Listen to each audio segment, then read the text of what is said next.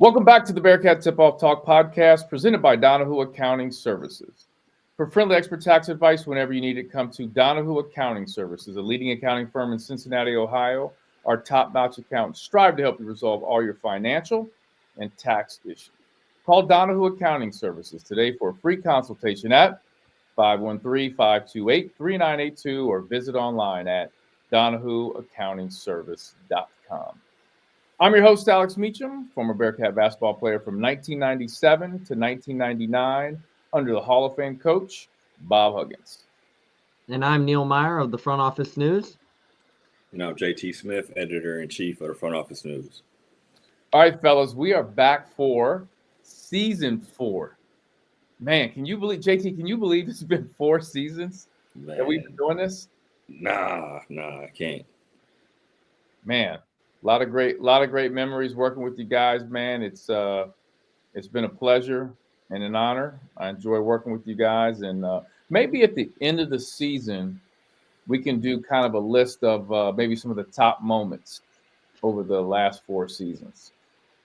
Yeah, that'd be dope. And Neil, I definitely have to put you up top with the name game. You're trying to get some of these names, Gob, and all the all the good ones. That's crazy. This is our intro episode of season 4. And so we're going to announce just our presenting sponsor for this intro podcast. Next podcast, we will announce all of our returning and new sponsors for this season. We want to thank all of our sponsors for their support. Very exciting time for the podcast. Got more and more people reaching out to us, wanting to be a part of what we're doing and what we're building. But before we get into some Bearcat content, let's touch base with JT and Neil. JT, first off, man, give us an update, man. What's going on with the family? The family cool, man. Just football season over. Let's see what's going on. School hoops, same plan. Seven Hills. Let's see, daughter. Stingers, baby. Stingers. Yep. They got his first practice tomorrow. But let's see what else. Daughter just got done with soccer, varsity freshman. Played freshman as a varsity. Varsity as a freshman. Played freshman as a varsity? Yeah, saying it backwards. Yeah, new one. Yeah, new one, new freestyle. And then she got her doing her club stuff. So family, wife doing cool. Yeah, man, can't complain. All right, Neil. Neil, you're coaching, man. Tell everybody about. First of all, tell them what you coach, where you coach, and how coaching's going. Yeah, so I coach men's volleyball over on the west side, over at Oak Hills High School. So for people who know Oak Hills High School, obviously because of the job Coach Price does, a very well-known guy in the west side over here. So I do a lot of work with him, but I'm on the men's volleyball aspect. I am the JV head coach, varsity assistant. So I'm heading into year three there. So it's pretty crazy to think how fast time goes by when you're into coaching and whatnot. So heading into year 3 there. We're wrapping up our off season. We're about 2 months away from getting this thing going and hopefully trying to have another successful season and build off what we did last year, which was our first winning season in 6 years. So very excited for what's to come. Well, Neil, good luck. Keep us updated on the volleyball season. JT, good luck to your kids and all the sports and everything they're doing. Give us a quick update. Both of you guys can kind of chime in on this. On the Front Office News, man. Any updates, any cool things going on with the site? Yeah, man. For people that check out the site, we actually are partnered with Lockerverse now, up and coming brand. They're getting more into the college football and college basketball landscape. Got a little bit more leeway as far as flexibility. So actually as of this weekend, we lowered our prices, our monthly prices, for the customers, lowering it from $10 to $6.99, and then we also lowered our annual prices from $120 to $64.99. Just in this market, trying to get people a little bit more bang for their buck and help them save a couple bucks too as well. Then get some UC pricing, but some UC information too as well. But the other cool thing about our site is we not only do we do UC stuff, we're talking to local talent as well. So. I spoke to Josh Tyson, one of the high recruits. That's a junior that goes to Lakota West. That's on the site. He's a guy that UC is recruiting, but he's also a guy that's a top 50 kid or maybe even higher right now in the top, in the 2027 class. Talked to Max Joyner, who is a 2028 kid that, is getting a lot of interest. So just, doing stuff and then, doing stuff, with the local kids as well. And then also doing UC stuff, but, lowering the price, man, that was kind of the big thing, that's going on right now. We had a big drop,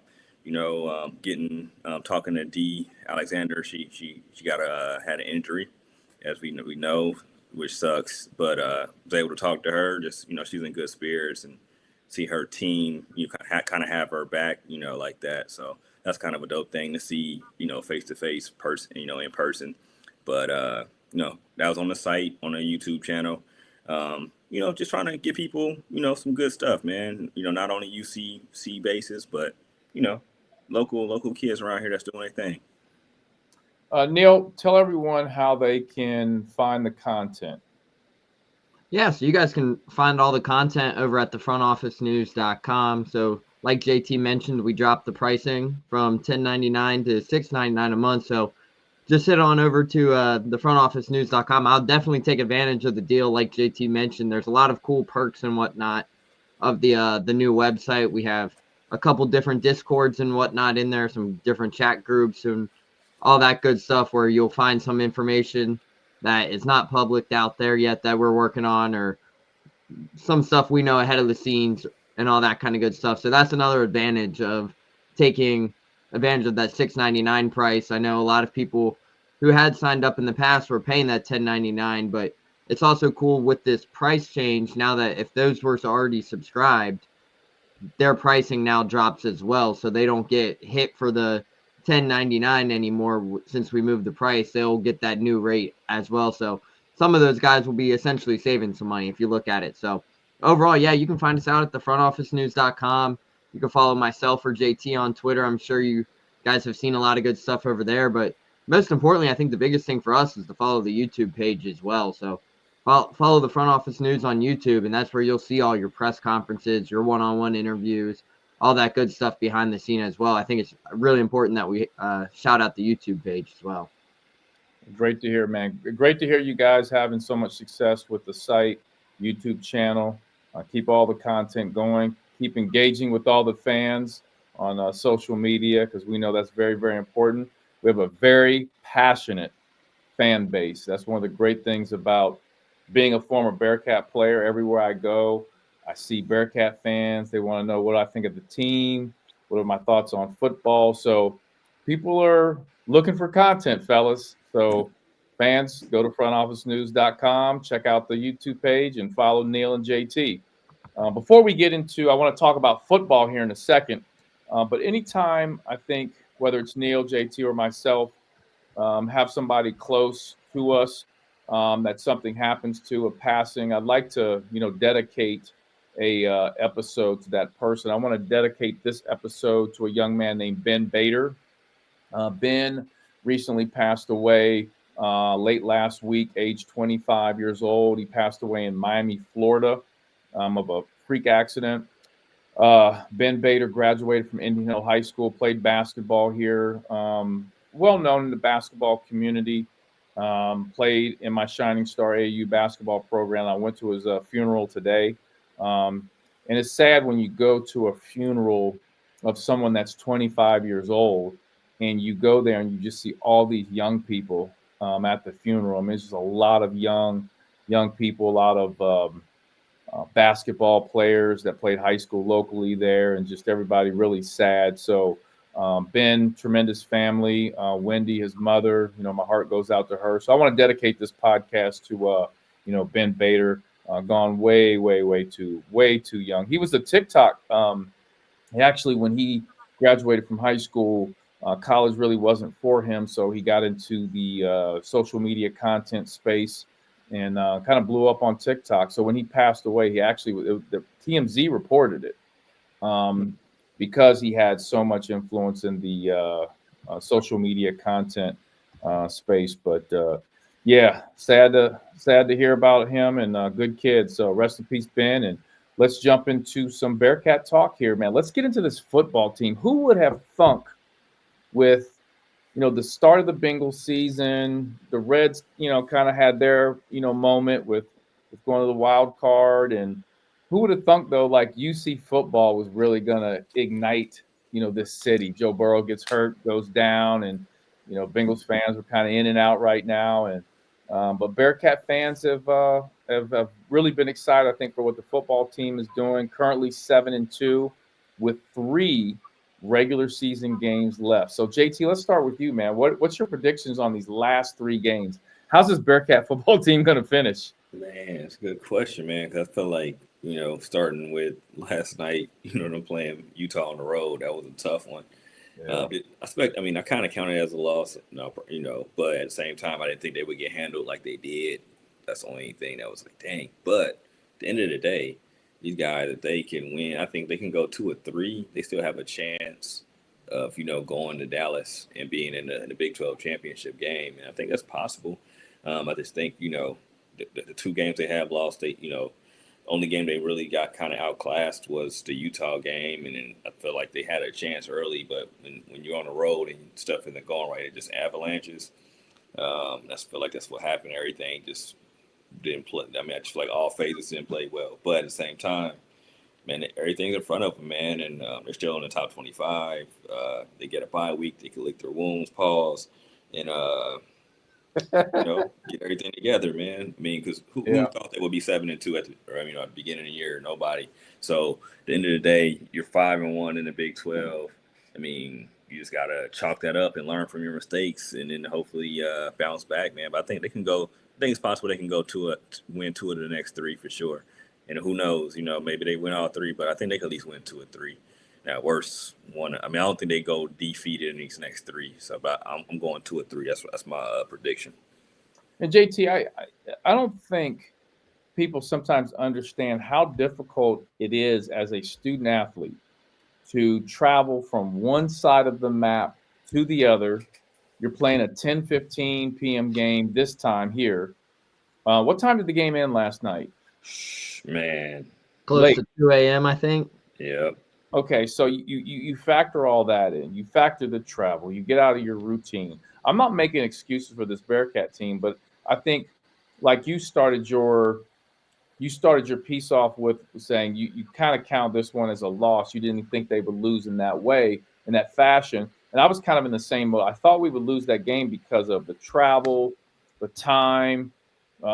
There's a lot to say about the air quality out there and just what you have to deal with that, right? True. There's a lot of factors. Just like vice versa. If Utah was to come to Cincinnati and play here and the role was reversed, I would think the Bearcats were going to win in Nippert. That's just my feeling. So I'm not making excuses for that game, but there's just a lot that goes into that, man, with travel, and it's tough. Nah, for sure, man. It's huge. I mean, it's a big difference. Like if the advantage that UC has against any West Coast team is they can get them to play early. Like say if they play them at noon, you know what I mean? Like that's a huge. If you're really not getting your clock time ain't getting adjusted unless they come early.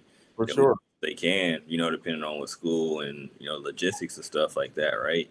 A lot of these are big universities, so it's different. But yeah, man, it's just that body clock is a different monster. Especially when you're playing a physical sport. Yeah. If we could have if that Utah game was at noon their time, oh man, we would have an advantage in some ways, right? Yeah, for sure. Because now they have to, that's a 9. Is that a 9 o'clock start time there? It's a 9. Yeah. 9? So, right. Okay. I was wondering if they were all the way on it. Yeah. And then their prep work prior to that starts. Oh my gosh, so early in the morning, man, which means going to bed, the night before. So a lot goes into that. So, Neil, your prediction on the last 3 games of the season? Yeah, for me, I mean, I was kind of talking about it with JT, and before the season, me and JT were telling a lot of people like, hey, this team could be bowl eligible or should be bowl eligible. Not could be, should be bowl eligible by the end of the year. And you look down, and I think me and JT told quite a few different people that said, hey, Cincinnati's over-under win total is 6.5, and I think JT and I told people to hit that over quite a few times. And then for them to do it right now in the middle of October essentially was huge to get bowl eligible. So we saw the potential that this team had. But if you would have been sitting here thinking, hey, in the last week of October, early November, that before last night, that Brendan Sorsby would be getting his name in these Heisman discussions potentially, I don't think anybody would have had that on a bingo card. So it's pretty cool to see that and see the team have the success that they've had. But we have always said that you have to give it 3 years for a head coach, and you got to have time to kind of build their foundation and lay what they wanted to, their roots and their aspects of what they wanted within their program. And Scott Satterfield's done a great job with it. So I think people are starting to see he needs to get his flowers where they're due right now. Obviously 7-2 right now. The season's not done, but they're in potential. They're in the passenger seat essentially to potentially have a way to a Big 12 championship, which is huge. It's huge because not many people had that in the fold this year. So overall, but 7-2, you got 3 games left to Arizona, BYU, and TCU. I'm right there with JT. I think this is a game where they could go and get 2 of these final 3, and you finish 9-3 on the season, potentially 7-2 in Big 12 play. I mean, if they are able to do that, that should be enough to get them to Dallas to play for a Big 12 championship. But for me, I think the Arizona game next week after the bye will be huge. If they can that's your get back game, right? You can steer the ship a little bit if they can do that there. But man, if that's the case, I don't think anyone's really talked about it yet, but we could have a college game day experience right here back at Nippert Stadium if all goes well in 2 weeks, which would be pretty cool if you ask me. But I think they would go 2 for 3 in the final 3 games there, and I think that BYU matchup could be one that will draw a lot of excitement for the fans and this university as well. So there are a couple things I want to touch upon with that. So next 2 games are at Nippert. Mm-hmm. I like our chances at Nippert. I like this football team at Nippert, right? So I like those. I like the chance. BYU is going to be a very, very tough game, but with the crowd that we will have at Nippert, I'm going to go with the Bearcats. So I am more concerned, I think. Listen, BYU is going to be a tough game. Can't look past Arizona. They just put it on Colorado, didn't they? Mm-hmm. Yeah. Didn't they, right? So TCU, though, you're going at TCU that last game, and I don't think that's a gimme. I mean, I think what are they 6-2 right now? I'm trying 5-3, I believe. I thought I saw on SportsCenter they were 6-2, but correct me if I'm wrong. But so I do think that's a game that I do. Yeah, 6-2, 3-2 in the conference. So. Yep. So I think. I love our chances in Nippert. I love our fans. Anytime Bearcats can play at Nippert, big game with our fan base, I'm going with the Bearcats every time. Hopefully that gives us momentum going to TCU. So we'll see what happens with that. We'll stay updated on the football team. Last thing I want to ask with football, my opinion, I think they have been crushing it with the uniform combos, uniform and helmet combo. Mm-hmm. You guys agree with that? I'd agree with that. Yeah, for sure. And it's cool to hear you mention that too, Meach, because I don't know if you guys knew this, but the last home game, did you guys know that they let the players pick the uniform combo? You don't get to really see or hear that more often. Was that the white helmet, red top, red? Yep. White shoes? Mm-hmm. That's been my favorite combo. That's been the best combo this year. I thought when I saw that on the field, I said, I really like that. I think they've been hitting home runs with that. So real quick before we get into a little bit more with basketball. Did you guys check out the new Jordan PEs for the basketball team? I saw them briefly. That's the ones they show, right? Like the Tatums and everything. Yeah. 40s. Yeah. What were your thoughts on those? Like it a lot. Because they have some Lucas, right? It's Lucas. The Lucas, the JTs, and then it was the Fords, right? Yep. Yep. Yeah. Oh yeah, I liked it. I liked it a lot. Yeah. Same. And it's good because you got 3 different shoes, got the CPAW logo on them. Yeah. Just good branding, just good for the entire brand. Quick story on the Tatum. So shout out our guy Jamal Lucas. He's always been looking out for the Bearcats when it comes to the Jordan gear, the Jordan shoes, like always looking out for the Bearcats. So I guess when they were in the process of creating these PEs, and for fans that out there that don't know, PE stands for Player Edition. So that means those shoes are Player Edition. They usually do not hit the market for sale. So when they were creating these PEs, I guess Jamal said, "Hey, I want to see you. I want to see the PE designs before they get go to production." So they showed him, and Jamal's like, "Yeah, 40s look cool. Get it. Lucas look good. Cool. We gotta rework the Tatums. We got to make these." So it was kind of Jamal's touch in that whole thing to add some spice to the red Tatums. And I think they turned out fantastic. So shout out Jamal. I appreciate him being like that executive producer, kind of going in and go, no, we got to change that beat up a little bit. Yeah. Yes. Oh, one more thing. I have been asked this over and over. And I know, Neil, you've heard this. JT, did you see the stuff on social media where they were saying Michael Jordan was a Bengals fan? Yeah, I saw that. Not true. I figured that wasn't true. Don't even make sense to me. It doesn't. It doesn't. Hey, not many people gonna be Bengals fans after today. I just feel like we would have known though, like way before this. No doubt. That's why. So I think what happened. I think Collinsworth, who's the one who put it out there, I think he heard the context of the conversation incorrectly. Yeah. So I can just tell you on record that he's not a Bengals fan. Yeah. Even he laughed at that. Like, where did that come from? Yeah. I was like, hold up, we would have known way before then. Yeah. No, Michael Jordan. He cheers for. I mean, he cheers for the Bears. I'm sure he's a Bears fan because of being in Chicago. But so yeah. You're listening to the Bearcat Tip-Off Talk podcast presented by Donahue Accounting Services. All right, so let's jump into what everyone's here to talk about, and that is this year's Bearcat basketball team. Let's talk about the rosters. JT, I want to start with you. When you look at this roster, obviously we have got a lot of new players, but who's the one player you're most excited to watch this season? All right, I'm going with the freshman phenom, Sean Abayev. I'm excited to see him play. He's kind of like, it's the first McDonald's All-American the Bearcats have had. I don't know since maybe is that Lance Stevenson was last one. Just in that, and I'm freestyling that one. And this is a proud program that's had multiple, McDonald's All-American people come through here. So they, to be able to, to get a guy with that. Hey, hold on a second. Was Dylan Mitchell at McDonald's? No.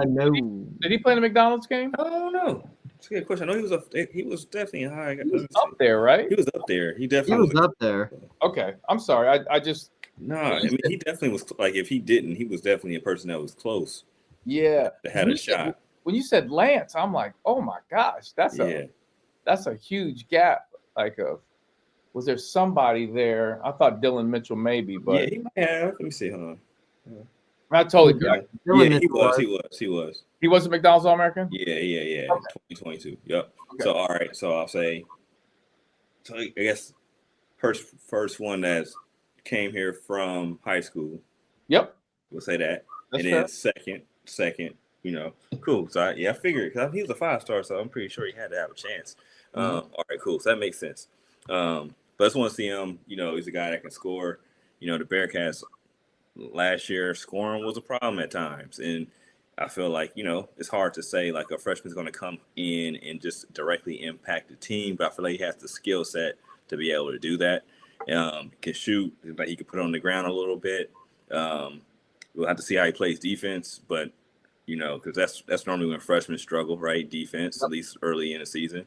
But I feel like if you can come in and you're scoring double digits all the time, and you're a person that can make tough shots and make it easier for your teammates, then maybe if you're not playing the best defense, it's a little, you can kind of get a pass. You're still going to get yelled at, but you kind of get a pass at that if you can score 15 points and plus, against tough teams.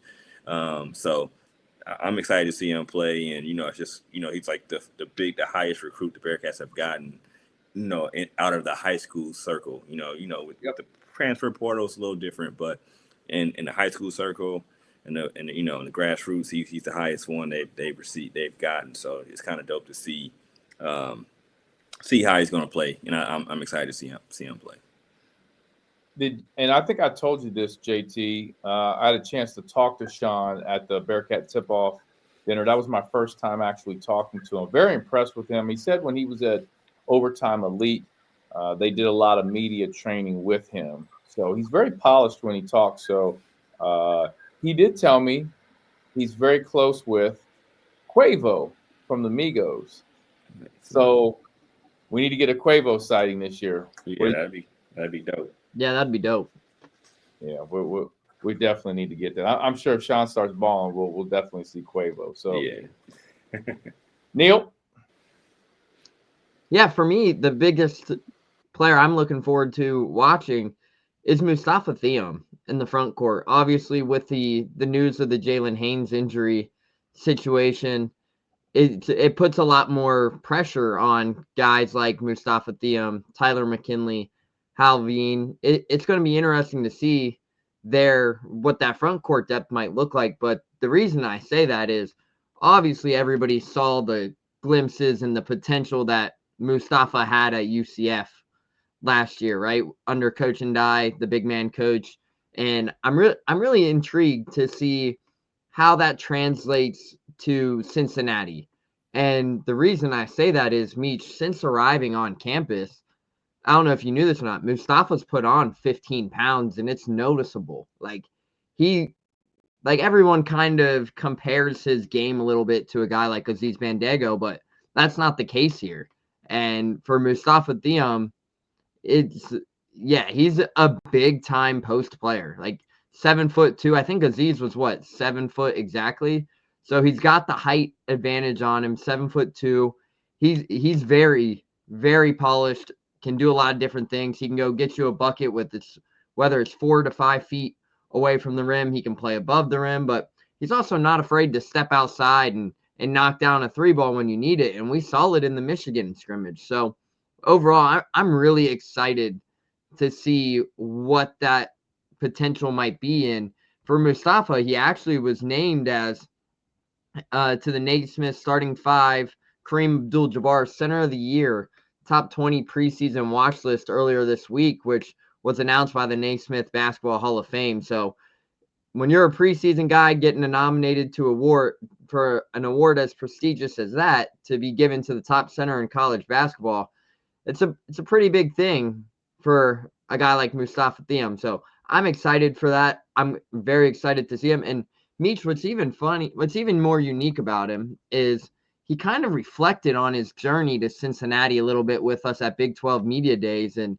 he explained to us, like, he was practicing on basketball courts, like, with the actual rocks. Like, the rocks were still on the court. Like, he was playing like it was a hoop with just rocks. And it was cool to hear him kind of open up about what his journey's been like. And then it was fascinating to hear Kirk Carissa talk about his playing journey as well, and was like really making sure like us media guys understood like Mustafa's journey to Cincinnati or journey in college basketball hasn't been really easy. It's been very unique. So it was cool to kind of hear that. He said Wes Miller went back to Senegal this summer and spent some time out there to kind of see what it was like for him growing up. So overall, it was really cool to hear that personal story, but he's going to be a big time player for Cincinnati. And I'm really intrigued to see if he can take that next step for Cincinnati. Hooping and the court is rocks. Like the court, like it was an outdoor court. He had to walk to the court every day. And then sometimes he took bus rides. He said like sometimes he had to ride like 45 to 50 minutes to practice to whatnot, just to go work out. And the courts were legit outside with rocks on them. Like Kerr was telling us, he was like, man, he was out there like bloody knees. Like if he fell, he was scraped up, bloody, like ready to hoop. Yeah. Well, I'm excited to see him because if you think about Aziz, and Aziz came in with a lot of fanfare because we played Aziz Mhm. before. He blocked shots. He's a lob threat, all those things. But the one thing with Aziz that I think he struggled at, this basketball team struggled out last year, was there was no post presence, right? You couldn't Mhm. throw it into the post. So that puts a lot of pressure on your perimeter guys.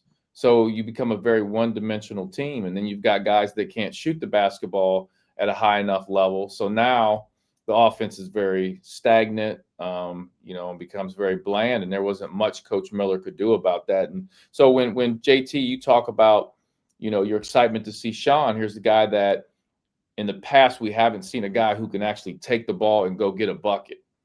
Like this, he's got the aggressive mentality. He'll go get a bucket by any means.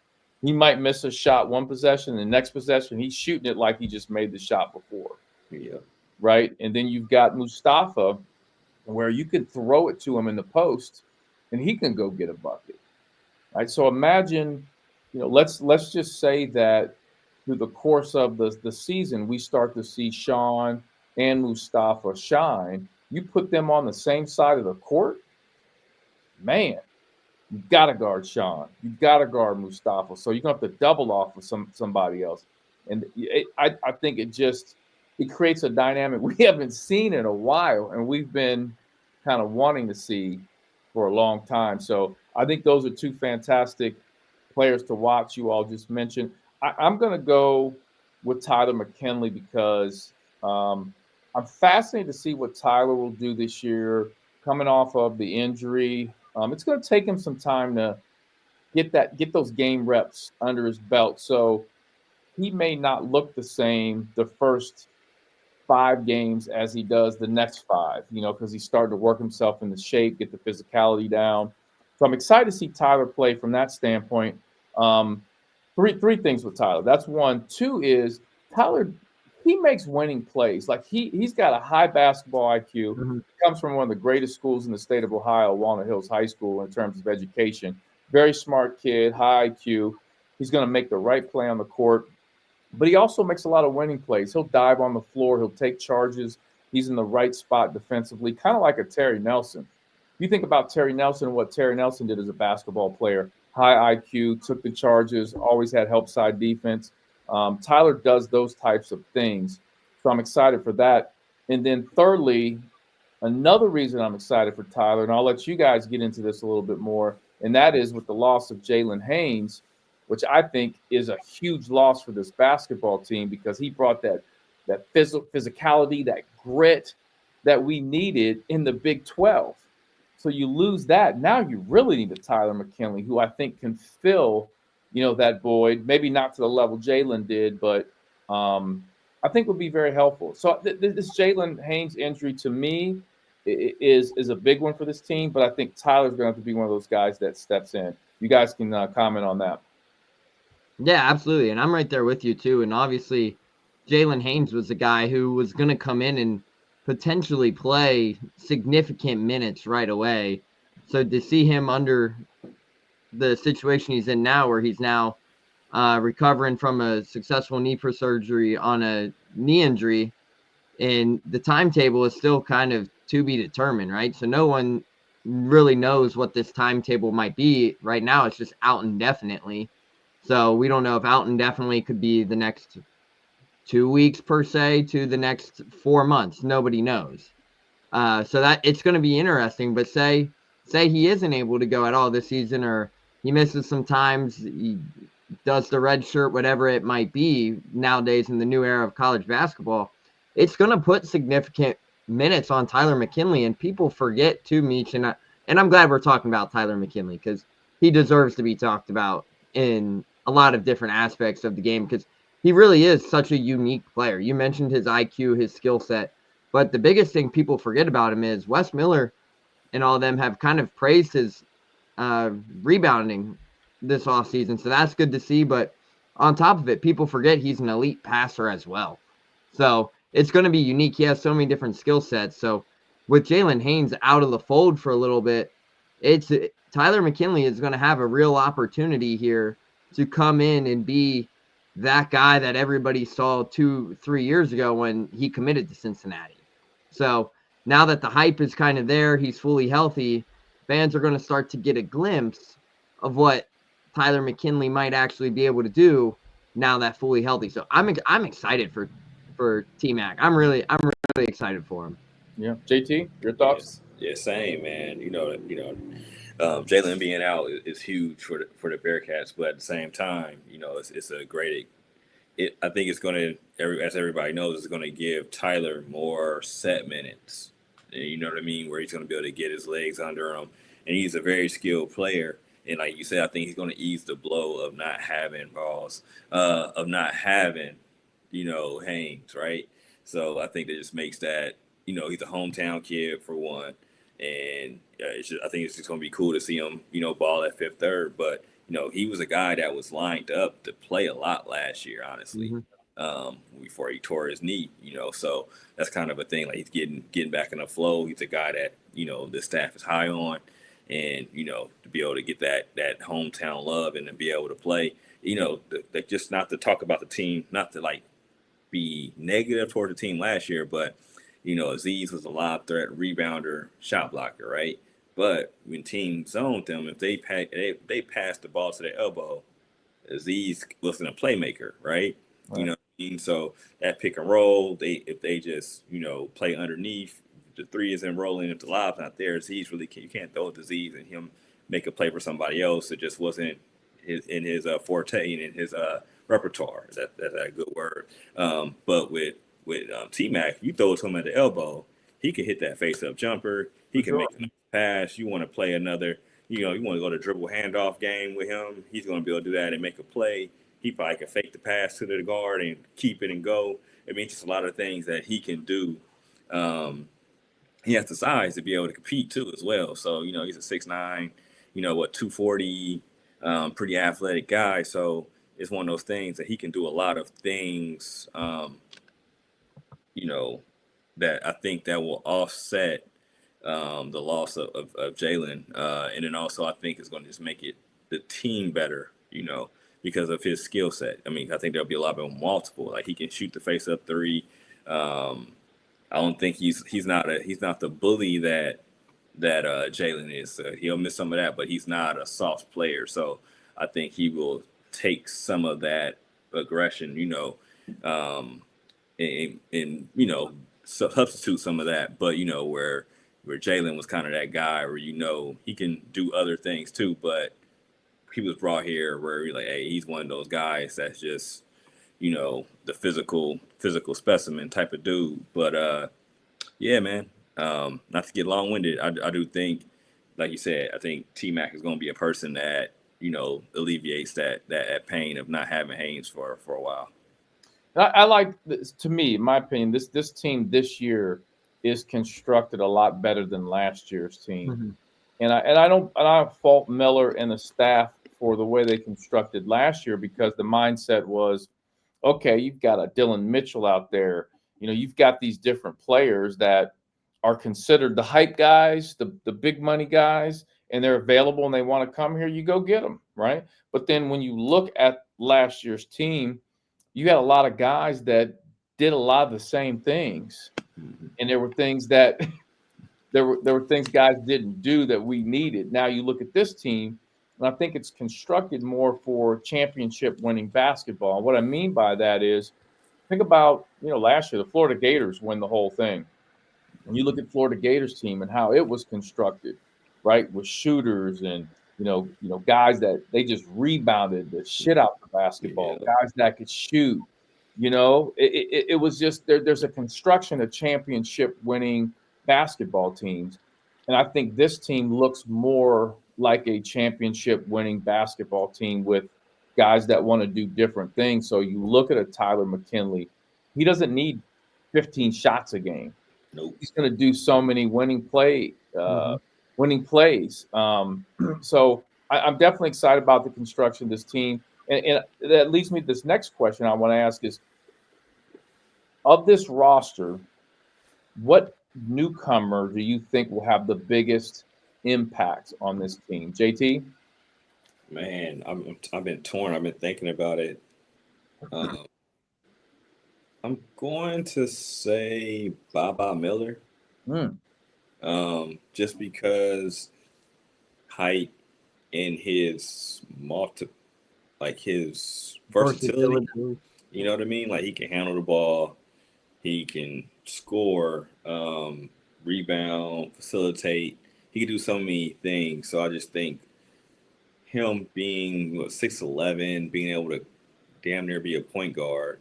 I think that's just a good thing. Like when teams start pressuring, we do have capable ball handlers, but even if you watch AAU, if you have that tall kid that you can throw it up to and he can break the press or he can break this defense down, then it makes it harder to do stuff that you normally do. You know what I mean? Even if you got a court full of great ball handlers, you got that one tall kid that's dribbling like the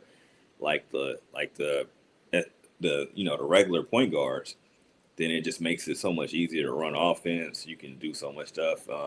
I'm just excited to see how he looks. So hopefully he takes that. He played in those the cup games. I want to say right in Yeah. hopefully he takes that positive showing and just takes off and has just a great year. Yep. Neil?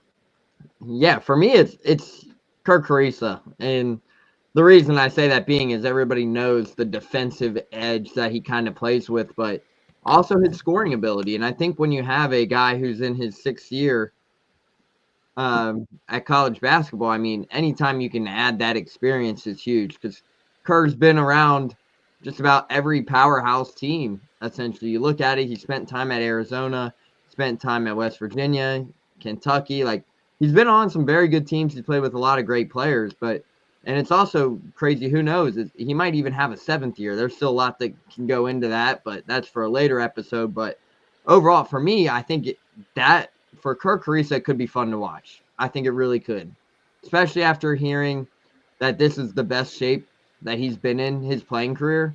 And he's been around, like I mentioned, 3 to 4 different powerhouse programs, but he really, like when I asked him about it, he really gave testament to Coach Rayfeld and the work this strength staff have done and keeping these guys right, getting ready to go out there for the game and be in the best shape. And Kirk Carissa even joked about it. He was like, I think I'm in the best shape of my playing career because of how well Coach Rayfeld's got me ready for this season. So that's huge for him. And I think if he can stay healthy, he could be a very fun player to watch this season. Not only that, but he quickly will become a fan favorite, and people will see that too once the season goes on. But his personality is somebody who Bearcats fans are really going to enjoy. And once you take a look back at some of the interactions we had at media days and throughout this offseason, yeah, he's going to be a fan favorite for sure. And it's going to be interesting. If he can stay healthy, what does that 1-2 combo look like with him and Day Thomas at the 1 and the 2? So it's going to be interesting for sure. I'm going to go with Buck Harris, sincere, and the reason why is I think he's been a guy that we've been missing from this Bearcat team. You think about historically Bearcat basketball teams. There's been a grit to them, the physicality, but more importantly, the defensive pressure, the want to sit down and guard. And Buck Harris brings that to this basketball team. He has attitude. During the summer, my Shining Star Smith League team, so the Summer Pro-Am League, we played Buck Harris's team, and I hadn't met Buck yet. So I didn't want to talk to him until after the game. I wanted to watch him and see what he would do. And, man, he was talking shit to my players. He was talking shit to my coach, but it was all fun and games. But he just had that old school Bearcat mentality that I love, man. Just loves to compete and loves to guard. And if you think about some guys in the past, you think about Emmanuel McElroy, old school Bearcat guy who would do a lot of things like defensively, a lot of grit from a perimeter player. Buck has that. And someone I think about, my old teammate, I'm not saying Buck is this type of guy, but there are some similarities in what they do, and that's Ruben Patterson. And many people forget Ruben Patterson. Obviously, Ruben's a lot bigger. He's 6'7", or I'm not sure what Sincere is. 6'4" or whatever he is. But Ruben, he took so much pride in guarding, right? He wanted to stop the offensive player by any means necessary. He had this attitude to him. Now, Ruben didn't have the greatest shot in the world. Buck Harris doesn't have the greatest shot in the world. So there's some similarities to Ruben that I really like with Sincere. So I'm looking forward to watching him play. Again, I like the construction of this basketball team. I think there are some pieces that remind us of old school Bearcat DNA, and it reminds us of the successful days of Bearcat basketball. You're listening to the Bearcat Tip-Off Talk podcast presented by Donahue Accounting Services. So let's jump into the schedule real quick. And a $1 million question is this. Wes Miller is under a lot of pressure this year. He's got to win.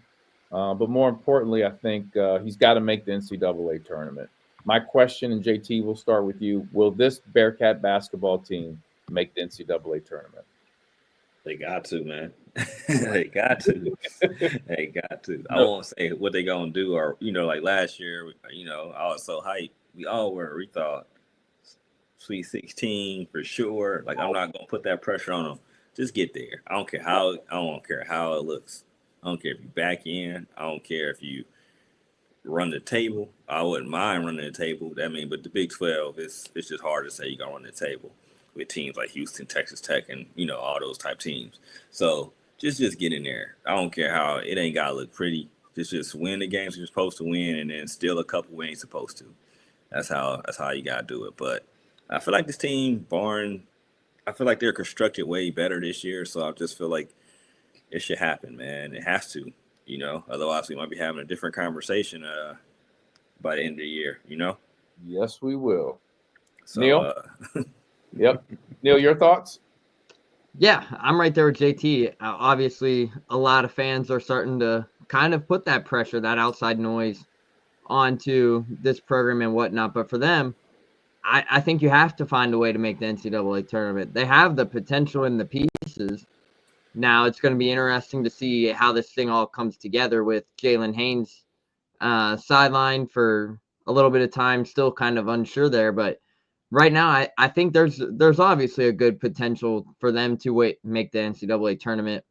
But the biggest thing, too, is everyone criticized the quote from Wes Miller about how they didn't really look much into the exhibition games when we spoke to him before Michigan and the Arkansas matchup. But there wasn't really much to look into because you look back, UC steamrolled Ohio State last year at this time, and then everyone thought, oh, okay, we beat Ohio State by 20. We're a really good team. And then January comes along, and that's when the collapse starts to kind of happen. But for them, I think it was good. I think you can definitely sense that Wes Miller has a different approach this year and what he's been able to learn in the Big 12. And I asked him at media days, I said, what went into kind of this roster construction? And he said, hey, we've taken some things we had been able to learn from our first 2 years in the Big 12. But right now we were building to have a roster to compete in the best conference in America. And he's not wrong. The Big 12 is that. So for me, I think there's a good possibility for them to get to the NCAA tournament, but it's NCAA tournament or bust, in my opinion. I agree.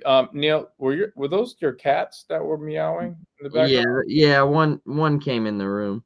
How many? No, how many again? You have 8 cats? You have like the Wu-Tang clan of cats, right? You got like the RZA. Yeah, there might be 9 running around the house. Jesus, man, that's incredible. You know all the cats' names and stuff?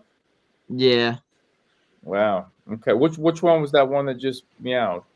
This one was Buster, the one that's ready to go to bed. That's why he's down here. Okay, Buster. Okay. Hey, so JT's laughing about it. He's like, so with Jalen Haynes, I don't think Jalen Haynes is going to play this year. I don't. I think the Bearcats just need to move forward and play as if I think they're planning on playing as if he's not going to be part of this ball team. But I think there are enough pieces to have some success this year, make the NCAA tournament. And here's the thing, and I don't know enough about all the other college basketball teams this year. But correct me if I'm wrong. I don't know if there's any other college basketball team out there that's heads above right now. I don't know. Maybe I just didn't hear about them. But when you get to the NCAA tournament, I think it could be anyone's game. You get hot, it could be anybody. So if the Bearcats can just get to the tournament, who knows what could happen, right? Exactly. Got a little momentum. I mean, is there any team this year that's heads above? I feel like BYU's going to be legit. Yeah, Oh, they Houston. got AJ. Yeah, AJ the Bansa. They got to hope. I mean, Saunders Day. They got Robert Wright Kansas they is going brought to be in. legit. But that doesn't always guarantee NCAA success. That's true. That's true. I always think of the guards. If you got a good guard, Facts. that's when you got a chance. So I feel like with Kansas, they got that. They got the Patterson kid or Peterson. Purdue could make a run this year too. They got great guard play with Braden Smith. Guard plays big. Yeah, But he's good. He need another scorer with him though. I don't know their roster construction because he's good, but I feel like I don't know. He's good, but they gotta be able to allow him to play off the ball in a tournament. They put a lot of pressure on him, especially without Edie. Duke will be good again this year too. So. Yeah, Duke should be pretty legit. They got a man child. That Boozer twin is crazy. Yeah, for sure. I've watched him. Yeah, I was like, damn. Yeah. So I think it's like a couple, but if they get the right, I mean, it's only a few teams. Really, I feel like it's just cutting above. Arkansas. I mean, Arkansas seems pretty crazy though. You know, we played them in the exhibition, and then what they did to Memphis was kind of crazy. They were down 14-15 and ended up beating them by 25. Damn. In the second half? Yeah, they were down 14 points and won by 20 something. Wow, that's you know what I mean? Like that's a little different. So Arkansas is a team to keep tabs on. I think Kentucky's like kind of like the OG team, like where they got like a lot of old players. Yeah, so might be a team to look out for too. But I think it's about 4 or 5 that I think have the potential to be like cutting above this year. It's not as I don't think it's as even, but injuries can always change that type of stuff. Or if people don't mesh as well as everybody thinks, you know what I mean? That could be one of those funky things as well. But you know, it's still wide open, man. You saw what happened last year. Nobody at the beginning of the year thought Florida was going to win it. Listen, I went to Florida to practice the beginning of the year last year. I did not think that team was going to win the championship. I mean, Walter Clayton is good. Yeah. Was good, is good. When I watched him practice, I said, yeah, he's good. But I didn't leave there like, this is the best dude in the NCAA, period. In that tournament, he was the best player. The best player on the court. By far. You know, and then you got Alex and Thomas on the wing. And they found their side. Yeah. So I guess so that's my point is you just never know, man. You get to the tournament and you know, and so you gotta think about with the NIL and if you're making 800,000 to $1 million in a year, you know, some of these guys start feeling a certain way during the season. I need to get more shots, or in some cases, you may have a guy who making $1 million and he might have a couple bad games. Like, I don't care, I'm still paid. That's true, right? And that impacts the team. Whereas when I played, Kenyon Martin can't have a bad game because his millions are dependent on him having good games. Yeah. Right? So now it's like the millions already in the bank account already for these guys. You like want me to run, coach? Like, here, gotta flex on the coach in practice. Yeah, no. These guys making more than the coach. Coach, for real. That's wild. But hey, like, grab my bags. Damn. Hey, coach, get my bags. Yes, sir. Wait, and that's a good segue into the first game of the season. Starts Monday night, West Carolina. And listen, these first 2 games for the Bearcats, West Carolina, Georgia State, should be games that this Bearcat basketball team wins. Georgia State, by the way, shout out Jonas Hayes, their coach. He's a former assistant coach at Xavier. And remember, he was the interim coach. Oh, yeah. and then went on to Georgia State. Also on staff at Georgia State is Alan Payne. Remember Alan Payne, JT? That name ring a bell? I definitely remember Payne. I'm kind of trying to figure out where I know him from though. Wentwood star. Makes sense. Played at Wentwoods. Yep. That name definitely makes sense. Yep. So he's on staff at Georgia State. So That's what's up. and I think both these games, West Carolina and Georgia State, the Bearcats should handle them. Bearcat fans, really keep an eye on some of those players that we just talked about, players to watch. Now, when we get into our first episode, which will be November 11th, that'll be our first official episode. We're going to preview Dayton and Mount St. Mary's. We'll be back with our normal format. We'll break down the games. We'll really dive into Dayton, talk about matchups and players. But we also have the world famous name game. But we got to look at West Carolina's roster right now. Neil, can you do me a favor and go to West Carolina's roster? It's only right that we do kind of like a abbreviated version of the name game. Can you look at number 7 on the roster for Western Carolina? Number 7 for Western Carolina is Abdoulaye Fanta Kaba. Say it again. That's a drink. Abdoulaye Fanta Kaba. Number 22. Number 22 is Tijine Diomasa. Diomasa. That's the roster with. But that one might be the toughest in the 2 years we've done the name game each, because there's an I, there's a J, there's a D in there. Like pause that. Go ahead. Yeah, pause that. But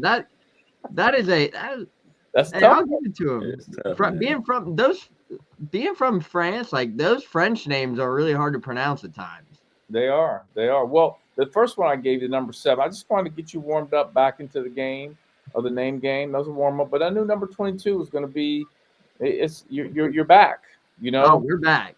We are back. No doubt about that. And we will be back with our first episode, as I was saying, on November 11th. We're going to preview the Dayton game, and also the Mount St. Mary's game, recap Western Carolina and Georgia State. Hopefully some of our guys have some big games that we just talked about. But listen, we are excited to announce our new sponsors. We will do all that. We have some returning sponsors, new sponsors. If you are interested in being a sponsor, please give us a shout. You can reach out. You can DM any of us. Reach out on social media. You can send an email to shineonemedia@gmail.com, and we'll check that out and get back to you. JT, quickly, can you shout out your social media handles?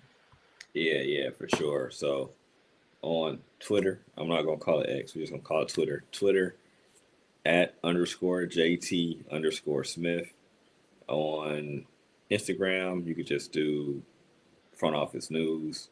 And also on Twitter, you can also do at Front Office News as well. And then our YouTube channel, it's Front Office News. You should be able to see it. I think it has it's like 7388 or something like that. But that don't count. Just type in Front Office News. It's going to pop up.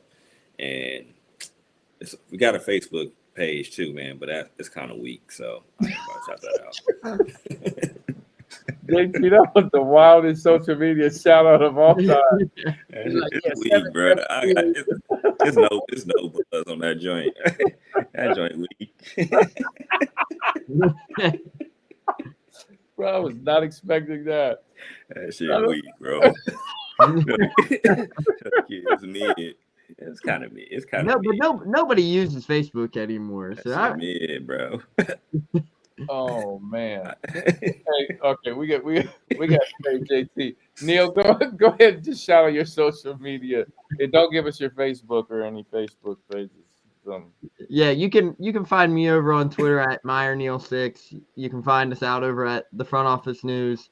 You can find me on Instagram it's MEYNE5421. Last name, first name abbreviated together. So overall, you can find us out there, but also you can find us out over at the Bearcat Blitz podcast with Russ Heltman as well. So tap that in there as well.